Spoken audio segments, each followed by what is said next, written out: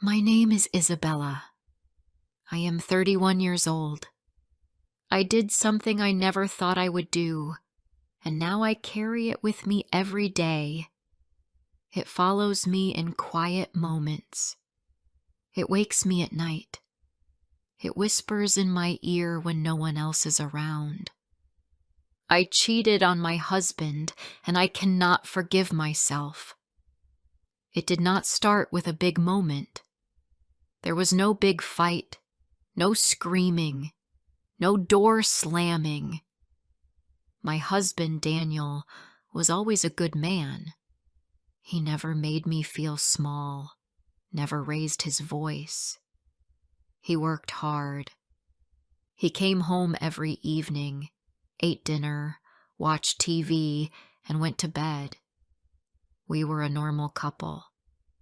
That is what I kept telling myself, again and again.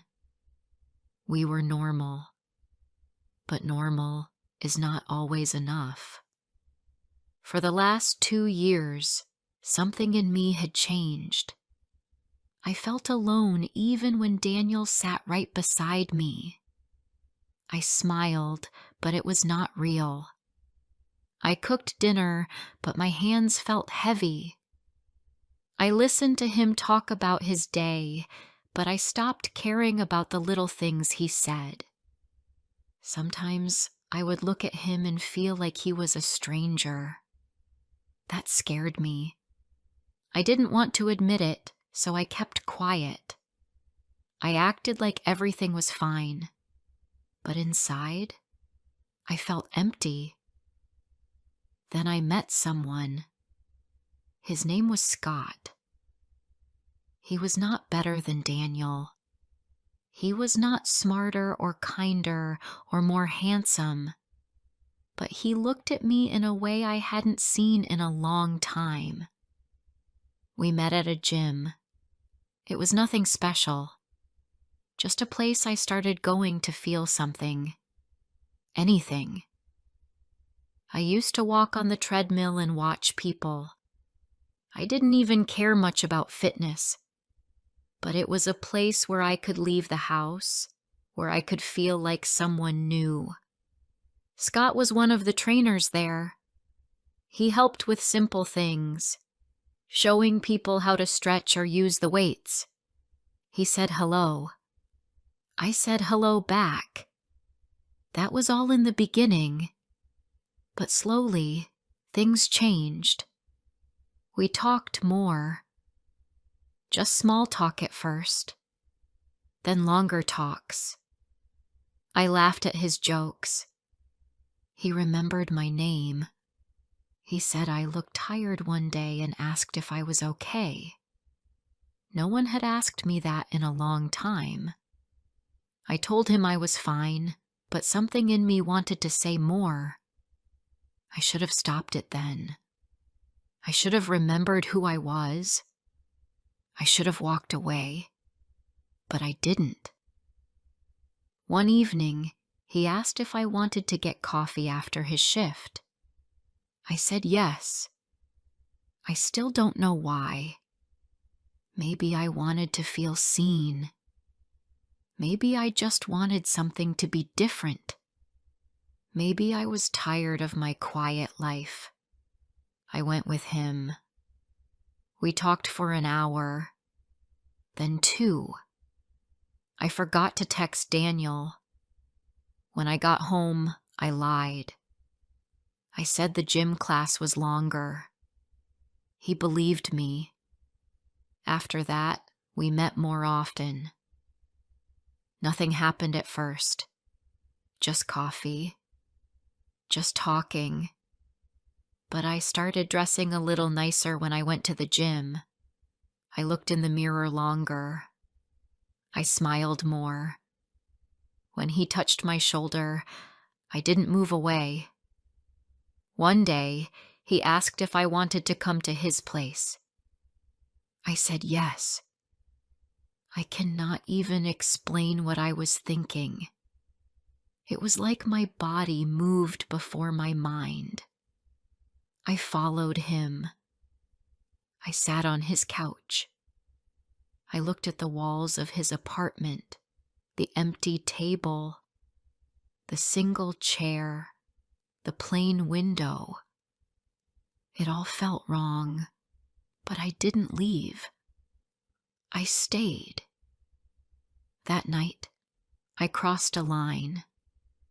I did something I can never take back. When I woke up the next morning, I didn't feel happy. I didn't feel loved. I felt sick. I left without saying much. I walked to my car like I was walking through deep water. My hands were cold on the steering wheel. I didn't turn on the radio. I didn't want noise. I just wanted silence. Daniel was already at work when I got home. The house was still. I sat at the kitchen table for a long time. I stared at the surface. I didn't cry. I didn't scream.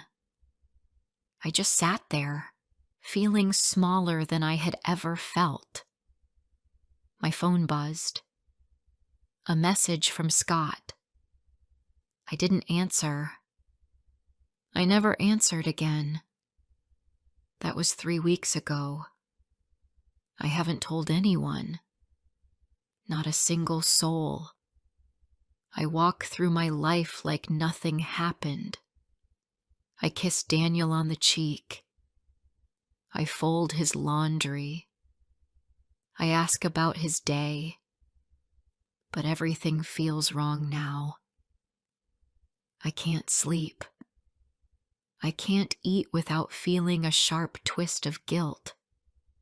My mind keeps playing the same memory over and over. I see Scott's apartment. I feel the weight of my decision. I remember the way I wanted something different, and how that want destroyed the quiet peace I had before. What hurts more is that Daniel has no idea. He still smiles at me like he did before. He still holds my hand when we cross the street. He doesn't know the truth, and I don't know how to live with it. Sometimes I stand in front of the bathroom mirror and look at myself. I don't recognize my own face. I see someone who lied, someone who betrayed the one person who always stood by her.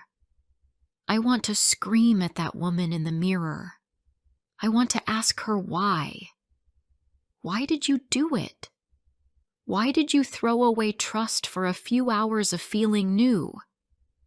But she doesn't answer. She just stares back, silent and tired. I think about telling Daniel, but the thought makes me sick. What will he say? What will he do? Will he leave? Will he cry? I can't bear it. I can't even imagine his face if he knew. I know people say the truth sets you free, but I don't believe that anymore. This truth will not free me. It will destroy him. So I stay quiet. I keep it inside. But it's not silent in my mind. Not for a second. My own voice, the part of me that still feels shame, keeps asking the same question. What kind of person am I now? What kind of wife? I want to turn back time. I want to go back to the day before I met Scott. I want to walk past him.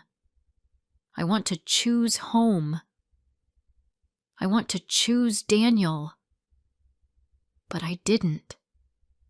And now, all I can do is carry this weight alone. Every night I lie beside my husband. He sleeps peacefully. I turn to face the wall. My eyes stay open. And the silence in the room? It's loud. It screams the truth I cannot say out loud. Before I share the rest of my story, I need to know, where are you listening from? Knowing someone hears me, understands me, gives me strength. The days moved forward, but I felt stuck. I woke up, I brushed my teeth, I made breakfast, and I smiled when Daniel walked into the kitchen. But inside, I felt cold.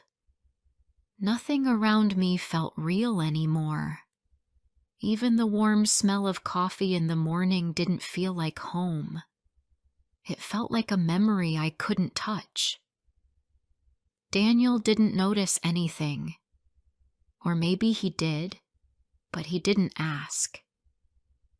He still hugged me before leaving for work. He still brought home small things like a chocolate bar or my favorite juice. He still talked about work. Small problems, strange coworkers, a funny story from lunch. I listened. I nodded. But I never really heard him. My thoughts were always somewhere else. Some nights he asked me if I was okay. He said I seemed tired. I told him I was fine. He believed me. That made everything worse. He trusted me. He looked at me with eyes full of care, and I sat there pretending. Every time I laughed at his jokes or kissed him goodnight, I felt like a liar. I wanted to scream and cry and confess, but I didn't.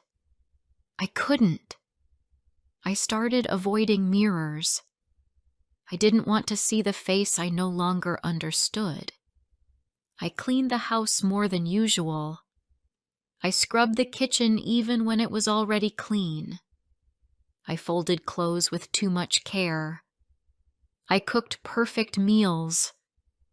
It was like I was trying to wash away what I had done with chores and smiles. But nothing helped. My mind never rested. Even in small, quiet moments, I was not alone. There was a voice inside me now. It followed me everywhere. When I washed the dishes, it asked why I had done it. When I sat in the shower, it told me I was a coward. It reminded me that no matter how kind Daniel was, I had already failed him. I could not tell my friends. I could not tell my sister. I could not even tell a stranger. The words felt too heavy. I imagined how people would look at me if they knew. I didn't want pity. I didn't want judgment.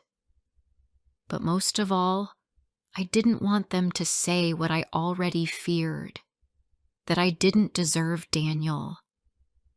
I stopped going to the gym. I couldn't risk seeing Scott again. I didn't block his number, but I never opened his messages. He wrote 3 times. I saw the previews. He said he missed me. He said he wanted to talk. He said he didn't regret that night. But I did. And I hated him for saying he didn't. One morning, while Daniel was at work, I sat on the edge of our bed and thought about leaving. Not forever. Just for a while. I thought maybe a week away would help me think. But what would I say? That I needed time? That I was tired? It would be a lie again, and I couldn't bring myself to make another lie. Instead, I tried to be better, kinder, softer.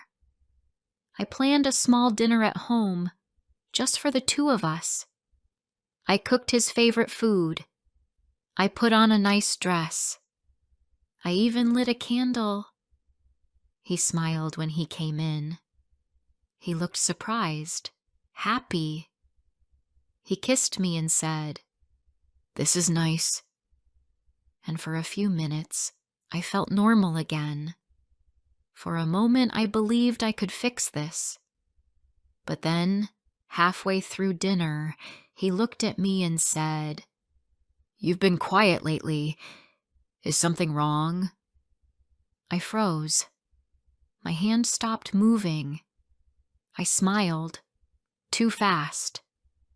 I said, "No, everything's okay." And just like that, the moment was gone. I saw the worry in his eyes.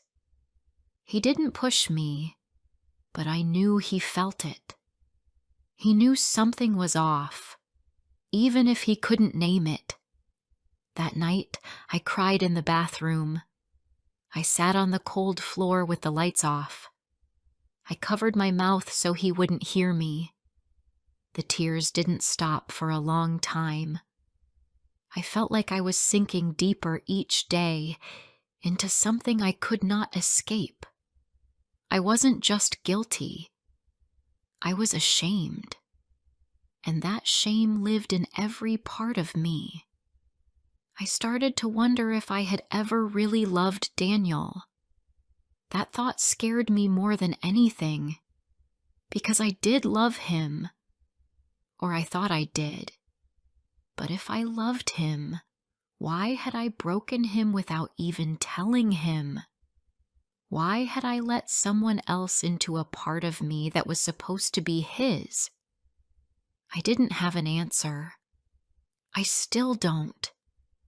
Some nights, I would lie in bed with my eyes open, listening to Daniel's breathing.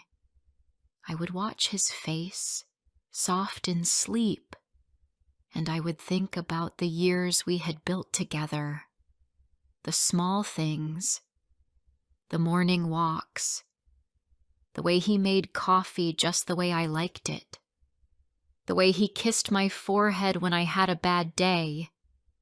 I didn't want to lose that, but I knew I already had, in a way that he couldn't even see yet. The worst part was knowing that even if I told him, even if I broke down and said every word out loud, it wouldn't bring peace. It would bring pain. And I didn't know if that pain would end with forgiveness or with him walking out the door. So I stayed quiet. I went to work. I came home. I made dinner. I smiled when needed. And inside, I kept falling. I thought about going to therapy. I even searched for someone online. I opened the website, read the pages, then closed it.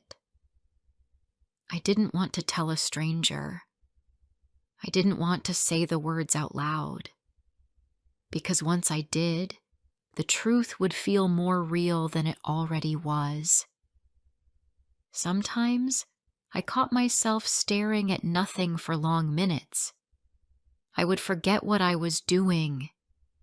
I would lose track of time. I felt like I was floating through my life, not living it. I felt like a ghost in my own home. Daniel still loved me. That was the hardest part. He still kissed me goodbye. He still said, "I love you," before bed. And I whispered it back, even when the words felt like glass in my throat. It's strange how a single choice, one night, one moment, can change everything. I don't even remember every detail now. It's like my mind is trying to forget it happened. But my heart knows. My body knows. And every day, it reminds me, there is no one to blame but myself. Scott did not force me. Daniel did not push me away. I made a choice, a selfish one, and now I live with it. I don't know what the future holds. I don't know if I will ever be brave enough to tell the truth. I don't know if Daniel will ever see the cracks in me and ask the one question I fear the most. All I know is that the silence is growing, and the guilt. It never sleeps. The weeks turned into months. I lost track of how long it had been since that night. I stopped counting the days because every one of them felt the same. Morning came with tired eyes.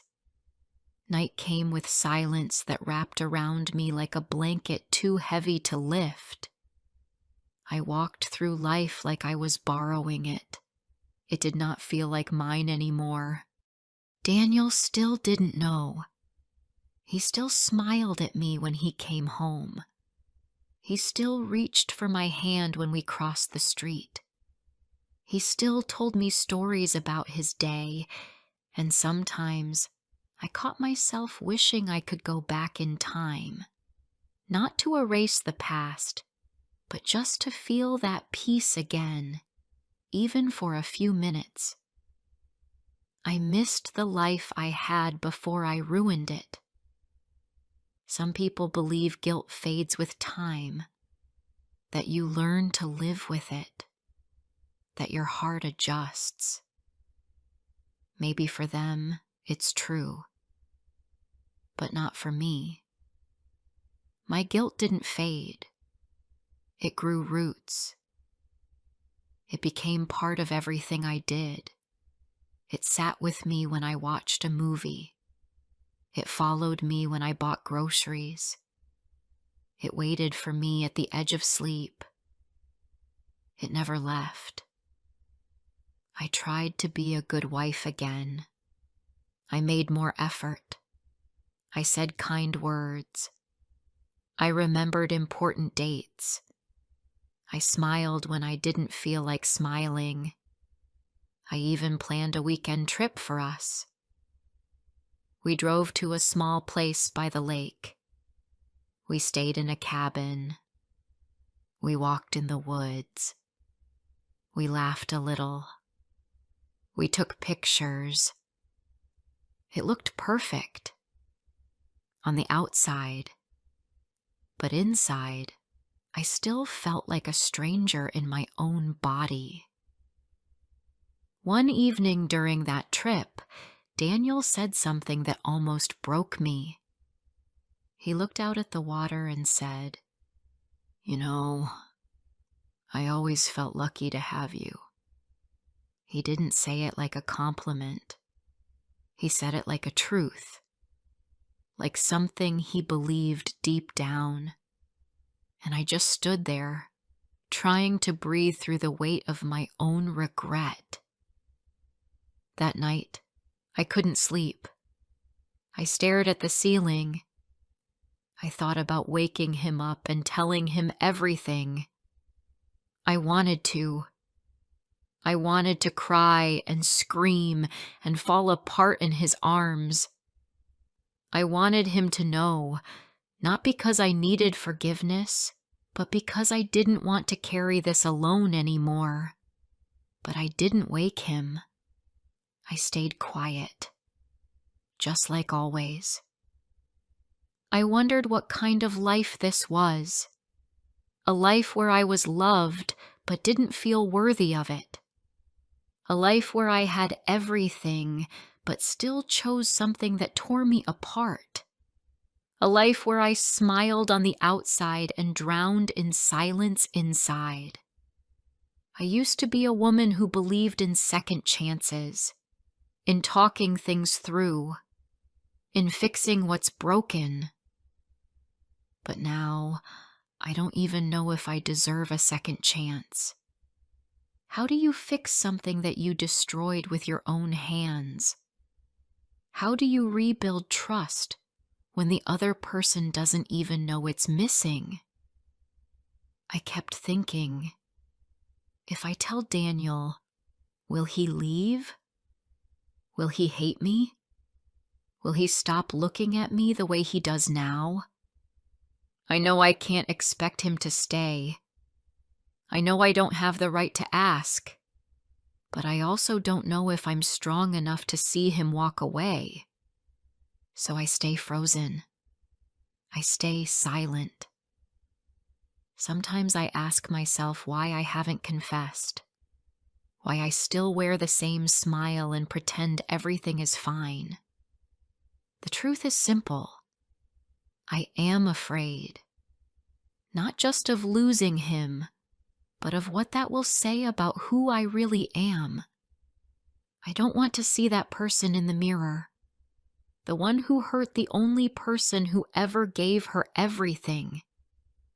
And the guilt, it's not just about what I did, it's about who I became. I let my loneliness speak louder than my loyalty.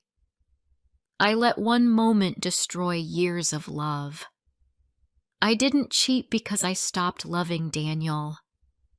I cheated because I stopped loving myself. And now I'm trying to pick up the pieces, but they don't fit the same way anymore. Every time I look at him now, I feel a pain that has no name. It sits between us like something heavy, something invisible.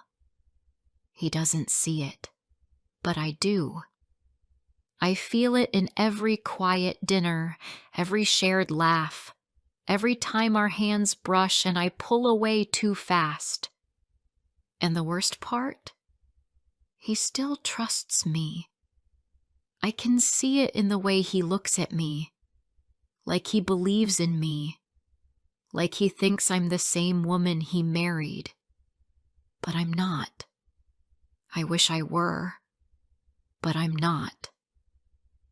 I lost her the moment I stepped into that apartment, the moment I let my weakness speak louder than my vows.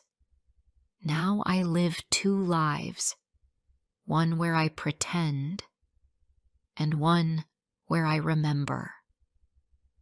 There are days I wish he would just find out on his own, not because I want to be caught, but because I don't have the strength to tell him myself. I imagine him seeing a message, overhearing something, putting the pieces together.